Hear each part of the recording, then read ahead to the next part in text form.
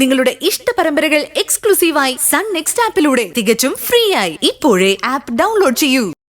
അനുവിന്റെ അച്ഛൻ ഇവിടെ വന്ന് പറഞ്ഞ കാര്യങ്ങളൊന്നും അമ്മ എന്താ എന്നോട് പറയാതിരുന്നത്?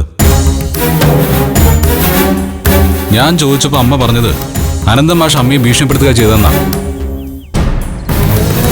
സത്യത്തിൽ അദ്ദേഹം അമ്മയോട് എന്ത് പറഞ്ഞിട്ടാ പോയത്? നിനക്കെന്നെ ഇത്രയ്ക്ക് വിശ്വാസം ഇല്ലാണ്ടായോ ഇന്ദ്ര?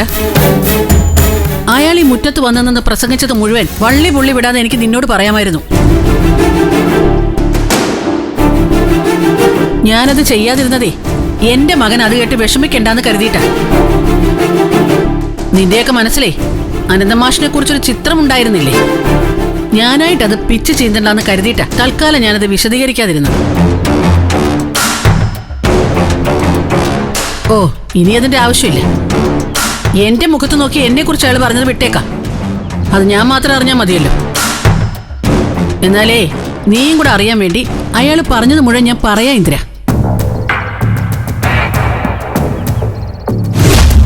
ഇതുവരെ അനന്തൻ മാഷ് പലതും കണ്ടില്ല കേട്ടില്ല എന്നൊക്കെ നടിച്ചത് ജീവിതമല്ലേ, അത് അനുഭവങ്ങളിലൂടെ അവനവൻ തന്നെ പഠിച്ചെടുക്കേണ്ട പാഠമല്ലേ എന്നൊക്കെ കരുതിട്ടാ.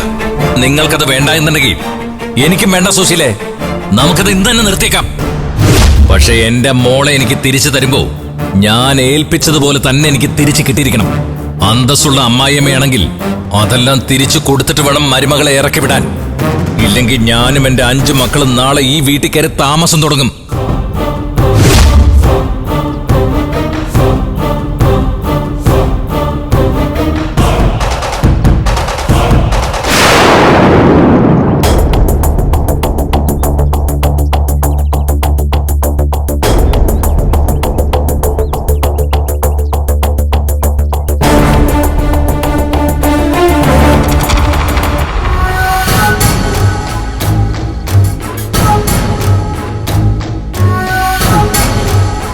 ഇത് ഭീഷണിയല്ലേ ഇന്ദ്ര?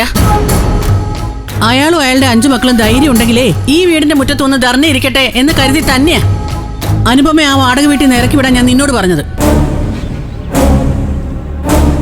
വരട്ടടാ, അനന്തൻ മാഷ് പറഞ്ഞ വാക്ക് പാലിക്കുന്നവനാണെങ്കിൽ 5 മക്കളെയും കൂട്ടി ഇവിടെ വന്നിരിക്കട്ടെ.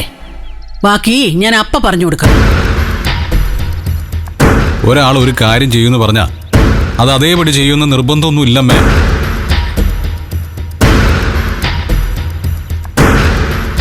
അനുപമ കൊണ്ടുവന്നൊക്കെ തിരിച്ചു വാങ്ങിക്കുകയാണ് അവളുടെ അച്ഛന്റെ ലക്ഷ്യം. അതിന് അദ്ദേഹത്തിന് ഏത് മാർഗവും സ്വീകരിക്കാം. അവിടെയൊക്കെ അമ്മയ്ക്ക് അവരെ സംസാരിച്ച് തോപ്പിക്കാൻ കഴിയും തോന്നുന്നുണ്ടോ?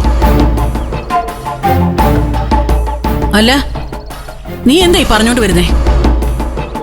അനന്തൻ മാഷ് നമുക്കെതിരെ പോലീസിൽ കേസ് കൊടുക്കുന്നാണോ? ഇനി എന്തും പ്രതീക്ഷിക്കാം. നമ്മള് കുറച്ചുകൂടെ കരുതലോടെ നീങ്ങേണ്ടതായിരുന്നു. ഇത് വലിയ എടുത്തിയായിട്ടായി പോയമ്മേ.